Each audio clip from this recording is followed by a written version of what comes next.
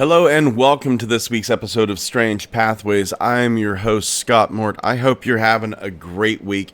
I had a fantastic night last night. I sat down in front of my computer. I kind of goofed around a little bit, but in another window, I have two screens on my computer, life changer. But in another window, I had a live stream of Bill Nadon's Night Terrors. Bill Madon he's absolutely incredible. I love Bill Madon. He's just such a friendly cat. He's absolutely amazing. His show last night was on atmospheric beasts. Just some mind-blowing evidence that he showed. I'm going to link to it down below in the show notes. I'll put a link up in the description on the YouTube channel, and I'm going to link it over on my Facebook and my Twitter. He's absolutely incredible. He's the guy, in my opinion. Bill Madon is the guy that should have taken over for Art Bell instead of George Norrie. He's absolutely fantastic, fun to watch, just absolutely great man. So please, do me a favor, go check out his YouTube channel, Night Terrors, and enjoy last night's live stream. Absolutely incredible evidence.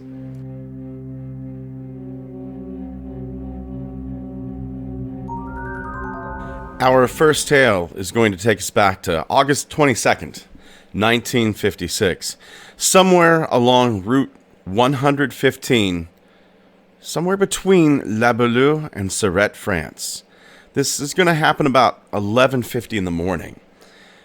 The witness, a Madame Porta, was riding her moped. She's just enjoying the day. It's a beautiful, nice, sunny day. Madame Porta is passed by an enormous and completely silent nickel-plated motorbike. On this motorbike are two passengers. They're dressed in some sort of blouse. It's like fawn-collared, shiny satin material, almost like a watered silk. They're wearing gloves and helmets that are closely sealed to their heads. Their trousers are black, maybe dark blue, and the boots they're wearing are tight, stiff, half-length boots. They go all the way up to the middle of the calf. Soon, Madame Porta is overtaken by another motorbike, absolutely identical to the first. They go on ahead, about 500 meters in front of Madame Porta. And that's whenever these two machines stop right in the middle of the road. They're just slightly behind a bend. And they're blocking Madame Porta's way. Madame Porta honks the horn on her moped. Please let me pass. But they won't. She has to pass these two mysterious motorbikes on an extreme left. It's a tight squeeze. These strange motorbikes are enormous. Now, these two pairs of riders were turned towards each other. There's a sense that they're kind of talking to each other. But whenever Madame Porta becomes even with them, all four of the riders turn and stare at her. Now remember, they're wearing helmets, so their faces are hidden, but they're also hidden by these big smoke glasses. The helmets don't have a chin strap. Their cheeks, their chins not visible. Something feels extremely unusual about this to Madame Porta. She's shaken. She gets about 30 feet down the road. She decides to look back, and they had vanished without a sound. Madame Porta's shaken. Around 7:30 that night, she's returning, and there's a very bright point of light. It's got a metallic gleam. It's about the size of a distributor cap. It seemed to be on the slopes of the mountain, Luperthus. It remains there for 4 or 5 seconds. Other motorists are stopping to look at it too. But then it disappears. Madame Porta gets home, and there her son tells her that these green-lit balls had been seen traveling through the sky at La Bulla at about 5:30 p.m. Now, is this some sort of phenomena disguising itself as something else? Maybe somewhere in the back of Madame Porta's mind, she looked at this craft and went, kind of looks like a motorcycle. So that is what was psychically impressed upon her. We're a motorcycle. And somewhere in the middle, those two meet. They showed her exactly what she expected to see. But what it actually was something else. That's the feeling I get. That is the feeling I get. I think that whenever, not 100% of the time, but a lot of the time, whenever we see this phenomena that we've dubbed the UFO phenomena, a lot of times what we are seeing is only what they want us to see. Be it some sort of technical camouflage, be it some sort of psychic ability. Because you do have cases where you have photographs, but then you have other cases where the witnesses will say, we were shooting pictures, we didn't see it in the sky, and yet there's this massive craft in the sky in the photo. Almost impossible to be missed. It's those cases. If it was technical camouflage, it shouldn't show up to a camera. But if it's some sort of mental, some sort of psychic camouflage, there's no brain in a camera to try to convince. There's no psyche to manipulate. If you want to see a sketch of what Madame Porta saw, I'll be sure to have that up on my Facebook page and over on my Twitter. Extremely interesting, extremely strange. One of those cases that's so weird, I don't think it could be made up.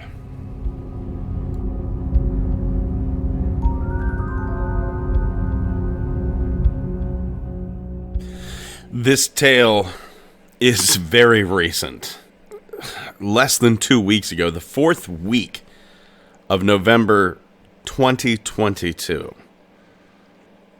Now, I love California. I've been there a few times.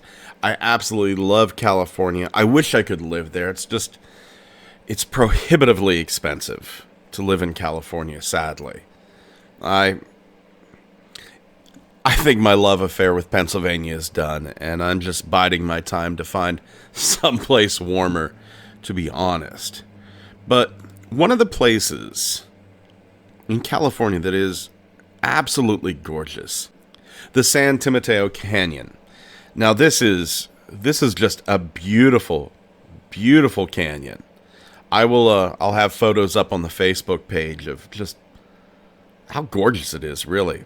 This canyon, it runs from its southern inflow mouth in Beaumont in Riverside County all the way to west of the Redlands, east of Loma Linda in San Bernardino County. It's gorgeous. There's a creek that runs through it, the San Timoteo Creek. It's a tributary of the Santa Ana River. And there is a lot of history here. It was the winter homeland of the Serrano people for thousands of years. There are hot springs in the area. It's gorgeous. It is absolutely gorgeous. And you can go visit that. And that's exactly what this witness, SS, did. SS is doing probably what I would have done. They were enjoying the Timoteo Canyon. And off in the distance, they could hear a coyote or a dog screaming in pain. And it got graphic. They could hear bones crunching. And it's at this point that the hair starts to stand up on the back of SS's neck.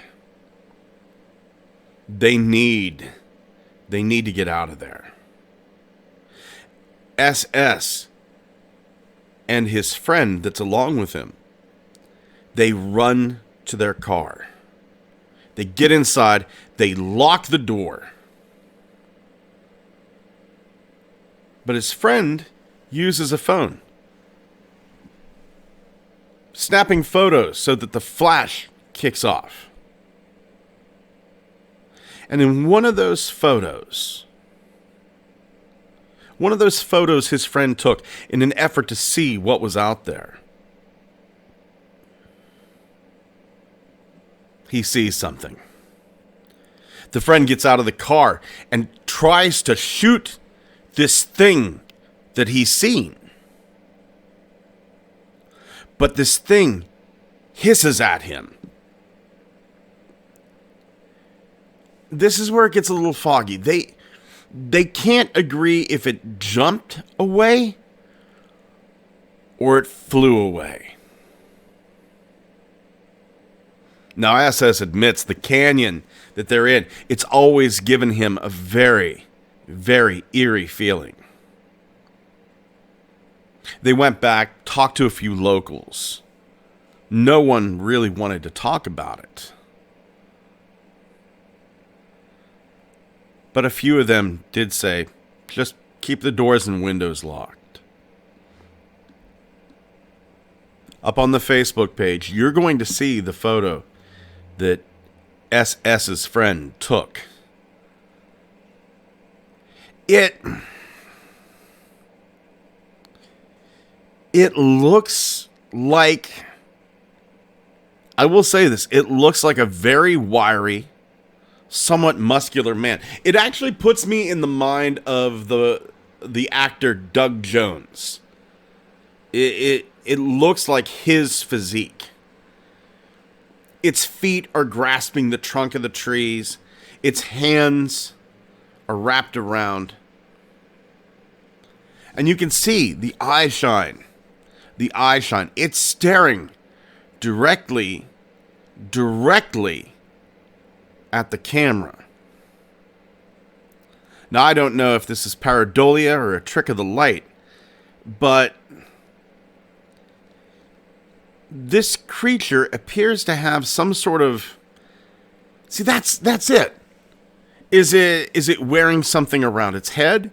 Is it giving off a glow? Is it part of the tree behind it? Because I could see where it would be the trunk of the tree going up behind it. But it really, really does not look like it. If it is the trunk of the tree, it would terminate directly above its head. This is an eerie eerie photo.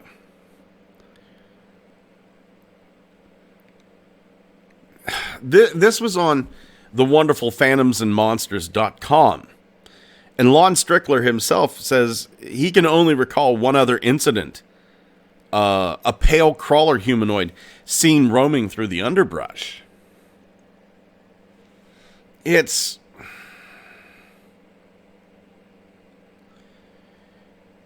frightening to think of what could be out there lurking in the forest, just waiting for us.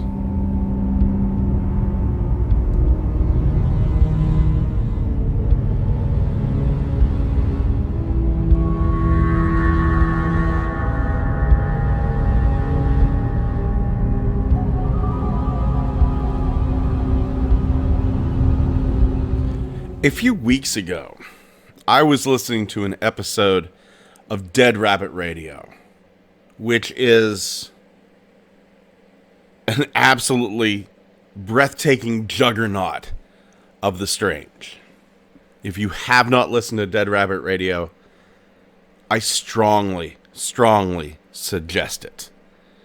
It's incredible, and Jason Carpenter does an incredible job producing this show day after day after day. I honestly don't know how he does it.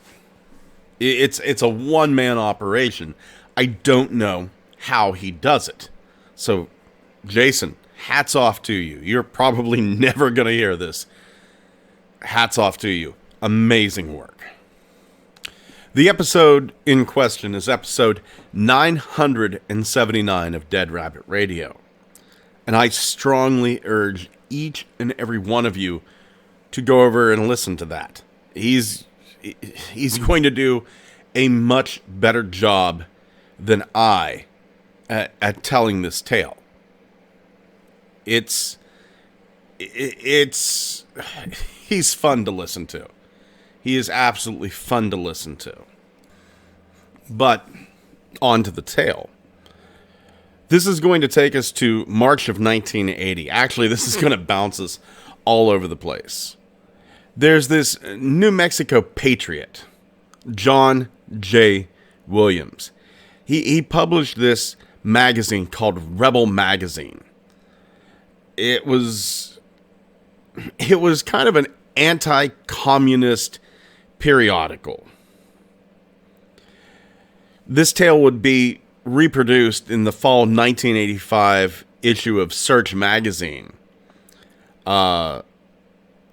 Marjorie Palmer, the widow of Ray Palmer of Fate magazine fame, she was the editor at the time. The article was called "California Floats on Ocean?" ?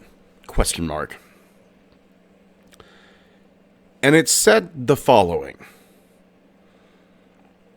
Some time ago, I heard a man on TV interview show briefly mention that parts of California and neighboring states are floating on the Pacific Ocean. He was a high-ranking naval officer on a top-secret nuclear submarine that has been and is exploring and mapping these enormous caverns and passageways underneath the West for 10 years. Now, a friend recently tracked the man down, and he is now living quietly in retirement and asked that no details pointing to him be revealed, as he does not want publicly to be known. He doesn't want any government attention either. Now, Williams goes on to say that not all of the areas are actually resting or floating, but there are many subterranean cavities below the western United States, and they are not limited to California. Keep that in the back of your mind as we go through this. They're not really resting or floating, but there are subterranean cavities. So, here are the statements from this unknown individual's observations.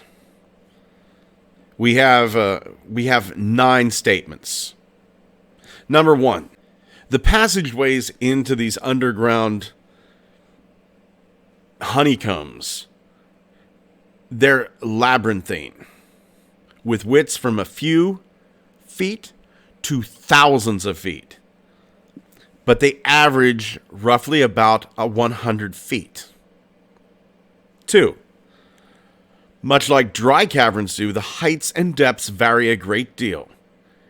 And in some cases, 2 or more caverns or passageways pass over or under each other at different depths. 3. Most of the entrances lie just off the continental shelf. That's another thing. File that. Keep that in the back of your mind. 4. Most of the entrances are too small for submarine investigation, and many that are large enough lie in waters that are too deep. 5. Another thing. File this in the back of your head. Some of the caverns in Southern California are topped with oil, while some others are filled with gases believed to be approximate to our atmosphere.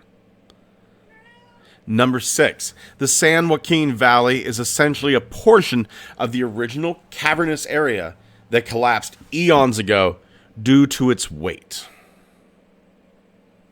7. What is being passed off as the San Andreas Fault are large, unsupported chambers that are in the process of collapsing. When the big one, and they mean big earthquake, finally hits, many scientists in the know believe that most of California will break off like a cold Hershey bar, I love that, and slide into the ocean. 8. This is something that our unknown man is deleting this. He doesn't want this known. And it just says, we are deleting this section due to the possibility of undue stress and fear, which may result from its disclosure. Also, because of recent international events, which may have resulted in a solution to this problem, we will merely state that it involves a scenario similar to that which is portrayed in a James Bond movie, and which concerned underground caverns, Silicon Valley, nuclear weapons, and the San Andreas Fault. I don't think it's going to take a lot of imagination to, some of these caves that are abandoned, we've been storing nuclear weapons there. I think that's where that's going. And here's the one that Jason Carpenter of Dead Rabbit Radio kind of latched on to. 9. A well-known U.S. nuclear submarine lost its way in these passages and disappeared forever. It was reported to have been lost in open sea elsewhere to keep the American people in total ignorance and to justify an enormous payoff to an eccentric U.S. billionaire who died in recent years. Is he talking about Howard Hughes? Maybe. For providing the fictitious recovery event. And Jason Carpenter is right. It was unusual. It was unusual that in 1968, there were 4 mysterious submarine disappearances. You want to talk James Bond level oddness? Look this up. There are 4 strange submarine disappearances. The INS Dakar, the French submarine Minerva, the Soviet submarine K-129, and the U.S. submarine, the USS Scorpion. So is that the famous submarine that this individual is speaking of, the USS Scorpion? It says that the wreckage of the ship remains in the North Atlantic Ocean with all its armaments and a nuclear engine. Is this the ship that this individual is talking about? Yes, we have the wreckage, but wreckage can be faked. Is what they're seeing at the bottom of the North Atlantic Ocean, is it just fake wreckage? Just there. Once again, Jason Carpenter of Dead Rabbit Radio does a much better job at this. And if this interests you, the mysterious submarine disappearances, please go over to his show. I'm not going to get into it here because, quite honestly, he has a fantastic podcast. I'd love to drive traffic over to it. It's one of the nice things about podcasting. We're really not in competition with each other. There are plenty of ears for everybody. We're not in competition. What I want is the truth. Here's the angle I want to take. Just about 6 miles off the coast of Point Dume in Malibu, California, is this strange oval-shaped object. You can see it on satellite photos. Now this object has a huge flat top, but then whenever you get down to the front of it, there are pillars. There are pillars, and there's an entrance. You can look it up yourself. You can absolutely look this up yourself. If you go to Google Earth and you just type in Malibu, California, it's sitting there off the coast, staring you right in the face. Literally impossible to miss. If you would imagine just taking a boat from Deer Creek Beach and sailing it straight out to the ocean, you're going to run right into it. And it is exactly what it purports to be. It's the entrance to something underneath California. Now, quite honestly, you read this story and you hear, a submarine? A submarine? Take a submarine into this and explore it? It's ridiculous. This is someone weaving a tale. It's a LARPer. It's somebody just playing a game, right? For a little bit of attention, or maybe it's fake to make the news article. But here we have it, right here on Google Earth. Could you get a submarine through this? You could get several submarines through this. You could get several. You could get a fleet of subs into these entrances. It's right there. It's... Now this, I had first heard about this on Fade to Black with Jimmy Church. It was touted as the holy grail of UFO or USO, unidentified submerged objects, that everybody has been looking for. But, and I'm not saying this doesn't have anything to do with UFOs or USOs, but if you need some sort of proof that what we're talking about, the submarine going into this entrance, if you want any proof that it could be real, here it is. Here it absolutely is. Is this an entrance to an underground alien base? Maybe. I mean, that would be the best place to hide something, wouldn't it? Under the water. Underwater and underground. But it really, really is some good evidence that this story of losing a sub in these mysterious underground labyrinths is true. But what's under there? What's in there? Is it a lost civilization? An entrance to the hollow earth? Is it underground USO bases, a breakaway civilization? Or are these just naturally occurring caverns? what lies below our feet? Now, I'm not too much for the hollow earth theory. I don't think like the grand maps of Agartha are real. But I am open. I am open to the possibility that there is some sort of intelligent life living within the earth. There are so many stories, especially from like the Nepalese region, the Himalayas.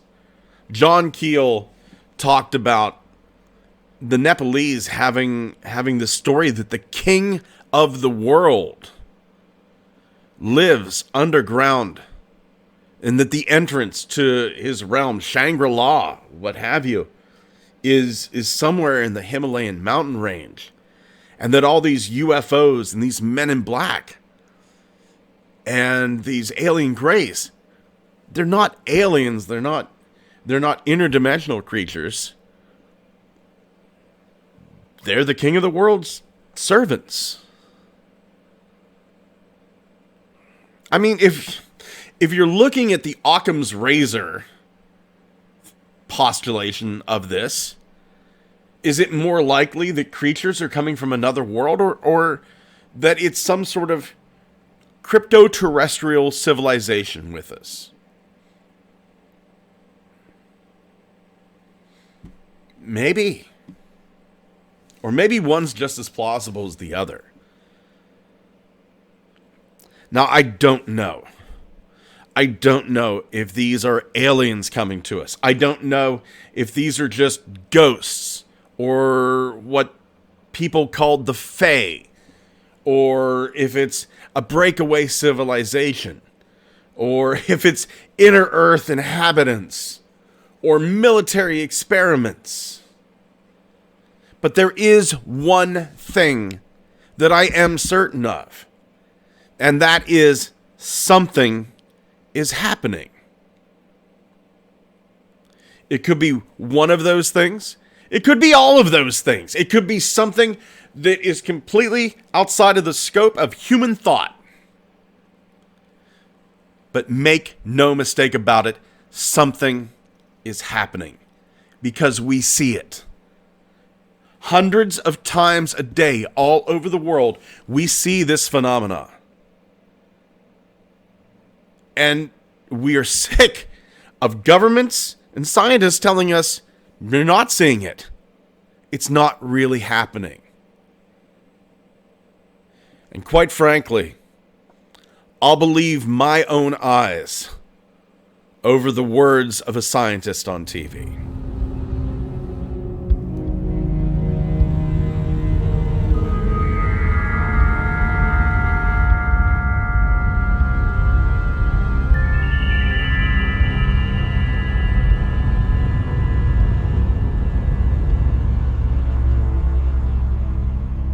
Thank you for joining us once again here on Strange Pathways. Please check out those two podcasts that I told you about, Bill Madon's Night Terrors and Jason Carpenter's Dead Rabbit Radio. You will thank me.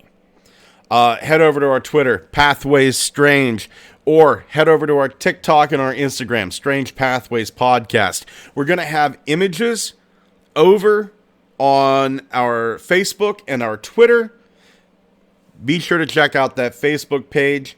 If you'd like to interact, if you'd like to email me, strangepathwaysmail@gmail.com. Be sure to leave us a good review on Apple Podcasts. Come over to YouTube, like, comment, subscribe to our YouTube channel. It all helps.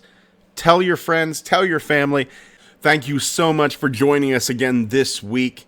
Take care of yourselves and each other.